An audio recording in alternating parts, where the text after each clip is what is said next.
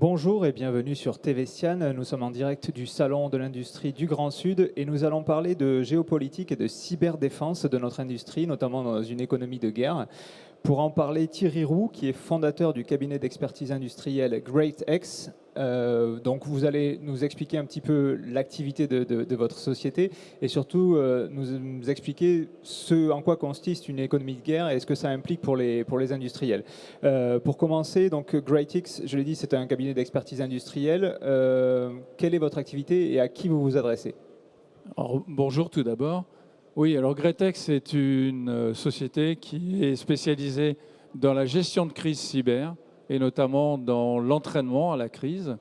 Et nous intervenons dans 4 domaines: la cyberdéfense, l'analyse des risques et notamment la chasse aux menaces, ce qu'on appelle hunting services, et la partie plan de continuité et reprise d'activité. Et ensuite, une activité qui fait un peu notre succès aujourd'hui, c'est la simulation de crise avec notre Room 42. Aujourd'hui, on a pas mal de guerres ou en tout cas de crises qui éclatent un peu partout proche de nous. On a la Russie et l'Ukraine depuis 1 an et demi maintenant, l'Israël aujourd'hui, l'Arménie. En quoi nos industriels sont visés ou sont ciblés ou peuvent être victimes de quelque chose à cause de ces guerres? Qu'elles risquent concrètement? Alors, le gros changement, et on peut dire il y a un avant et un après Ukraine. Quand on regarde en profondeur, on pourrait dire il y a un avant Azerbaïdjan au Haut-Karabakh d'avant, pas celui de cette année, mais celui d'il y a quelques années, où il y a eu un changement énorme dans la gestion de la crise. Mais on peut effectivement dire qu'aujourd'hui, notre président de la République a dit depuis la guerre en Ukraine, on doit passer en économie de guerre.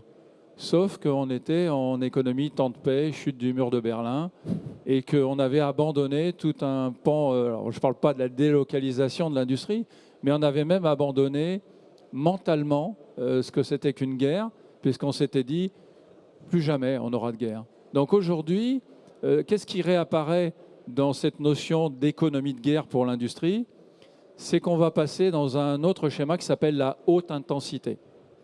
Et la haute intensité, ça veut dire qu'on va avoir tout un tas d'événements autour de notre écosystème industriel qui va être une forme non plus de guerre économique, mais de guerre un peu hybride. Et pourquoi il y a un lien entre la géopolitique et la cyber? C'est qu'aujourd'hui, toutes les attaques sur nos entreprises françaises sont liées à la géopolitique et à la situation de la France. Aujourd'hui, on voit bien que comme la France est considérée par les Russes comme co-belligérante dans le conflit ukrainien, et les entreprises, et notamment du bassin toulousain occitan, sont très attaquées, notamment la filière spatiale. Et ça veut dire qu'il faut qu'ils fassent face à des campagnes de déstabilisation, de chantage, d'attaques cyber, de deepfake sur Internet, sur leurs intentions, etc. Et on est dans un véritable brouillard de guerre, puisque ça fait depuis très longtemps que les entreprises ne font plus de stratégie industrielle. Oui. Et là, il faut réapprendre. Dans une précédente table ronde, on parlait de protection des données. Les données, c'est aussi quelque chose qui est visé par les cyberattaques. Par exemple, vous parliez de l'industrie spatiale. Est-ce que les données des satellites, ça peut être quelque chose qui intéresse les Russes, par exemple? Absolument. On dit toujours qu'en termes d'analyse de risque numérique, on essaye de conserver des secrets, des valeurs métiers, des actifs primordiaux. Et les données à caractère personnel et les données d'innovation et de recherche et développement sont des données qui sont prioritairement touchées par les attaques cyber.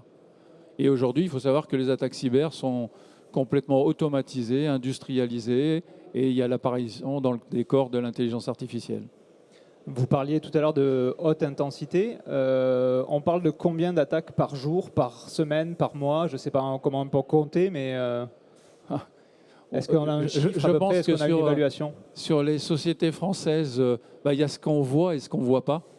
Nous, on a un centre opérationnel de sécurité qui surveille notamment certains acteurs du spatial à Toulouse. Et on peut avoir plusieurs attaques sur une même société par semaine. Donc on vit depuis le début de la guerre en Ukraine une sorte de harcèlement. Et c'est vraiment le niveau de maturité de l'entreprise qui va faire que c'est un peu comme un cambriolage de maison. Ils vont peut-être passer à la maison d'à côté. Donc ce qui est essentiel, c'est vraiment le niveau de maturité et l'entraînement des équipes, la sensibilisation. On a des générations nouvelles qui sont tout smartphone, tout partage, tout TikTok, etc.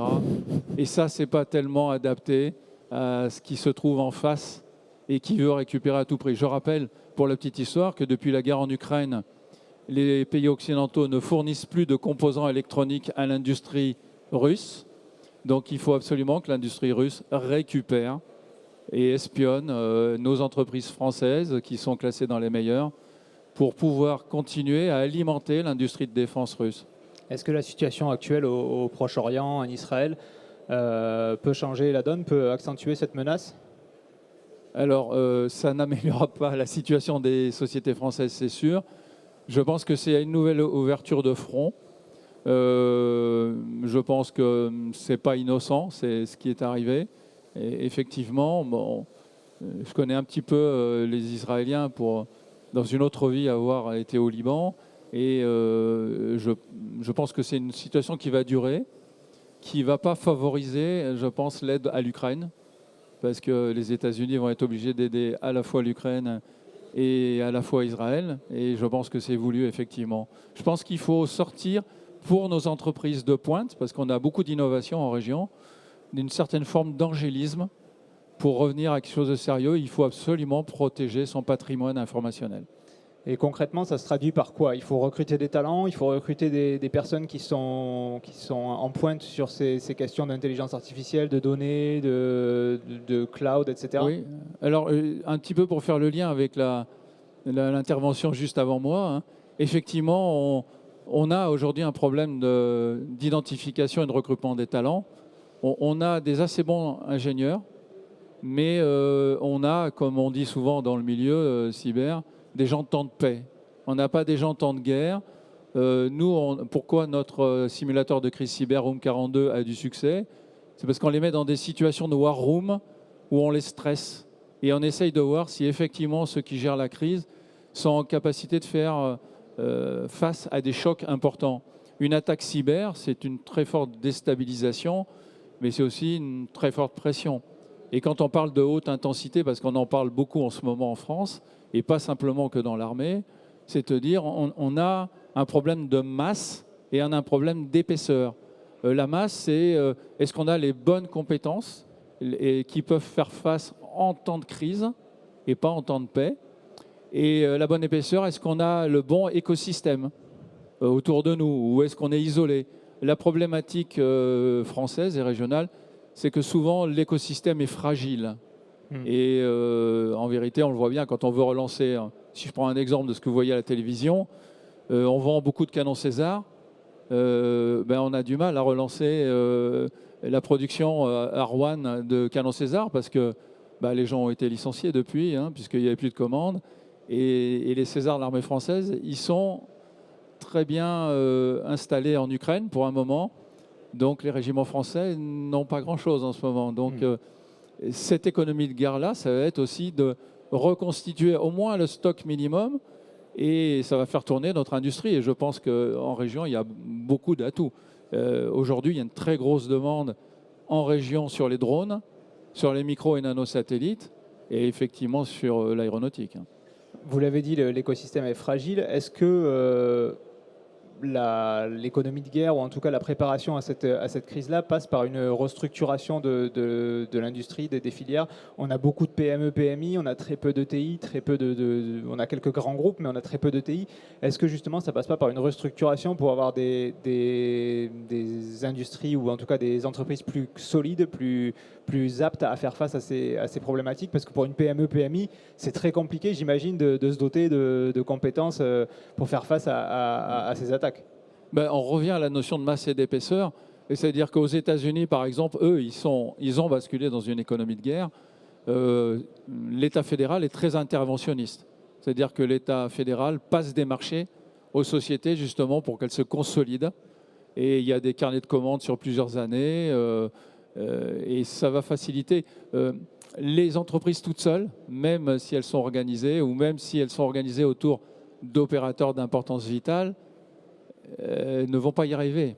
Il faut qu'il y ait vraiment une stratégie, une politique industrielle nationale qui fixe des priorités et qui dise voilà. Alors, vous avez un pays en Europe qui le fait depuis peu. Alors, ce n'est pas l'Allemagne, c'est la Pologne.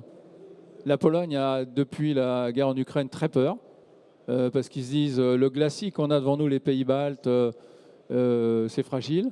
Donc, ils ont, eux, pour objectif de devenir la première armée européenne. Alors on se dit, bah, ils sont très militaristes. Non, c'est que tout ça va faire fonctionner l'industrie polonaise et va créer des emplois, ouvrir des marchés, etc. Bon, la France a quelques atouts. Peut-être que la France n'a pas l'outil institutionnel. Il est encore assez civil dans sa tête, l'outil institutionnel français, jeune, et très peu en France ont connu la guerre. Vous avez dit qu'on avait quelques atouts. C'est quoi pour être un petit peu optimiste et quand même, malgré tout, quels sont nos atouts est-ce que, par exemple, la présence du commandement de l'air et de l'espace à Toulouse ou ce genre de choses, c'est des bonnes nouvelles pour essayer de structurer une filière? C'est une très bonne nouvelle. C'est aussi un engagement de l'État d'avoir décidé de le mettre à Toulouse. C'est une très bonne nouvelle. On a de gros atouts à Toulouse dans le drone. On avait pris un gros retard sur les drones, mais on a Delair à Toulouse, donc, qui a passé des très gros marchés avec l'Ukraine. Bon, j'en parle parce que c'était mes voisins au B612 à Montaudran. Et on a un acteur, évidemment Airbus, mais on a un autre acteur dont on parle un peu moins et qui est très puissant, c'est Thales. Rien de ce qui est dans les satellites ou ne vole ou ne tire, ou le canon César, ou d'autres, ou le Griffon, ou le lance-roquettes multiple, ne peut tirer ou ne peut voler ou ne peut agir sans des composants Thales et sans des systèmes Thales. Et on a cette chance-là d'avoir un poids lourd de la cyber, mais un poids lourd aussi des systèmes opérationnels. Et c'est plutôt une force. On a de belles écoles d'ingénieurs en région. Mais je pense qu'il faut aussi un changement de mentalité. Passer à cette notion dont tout le monde parle aujourd'hui, qui est une notion un peu française d'ailleurs, la haute intensité. Hein. Mais au début de différents quinquennats, c'était passé à très haute altitude. On avait dit, wow, mais qu'est-ce que c'est que ces gens-là qui parlent de haute intensité? On est dans un régime de paix éternelle. Je pense que ça a été un gros choc, l'Ukraine, comme à une certaine époque la guerre des Balkans où on partait en vacances au Club Med, on avait été très surpris des attitudes. Là, je pense qu'il y aura effectivement, en termes d'industrie, je parle, et aussi en cyber, un avant et un après. Alors après, combien de temps ça va durer? Moi, je pense que ça va durer longtemps. Donc il faut vraiment se réorganiser. Ben, c'est noté. Merci à vous pour votre intervention, Monsieur Roux. Et puis merci de nous avoir suivis sur TVSIAN.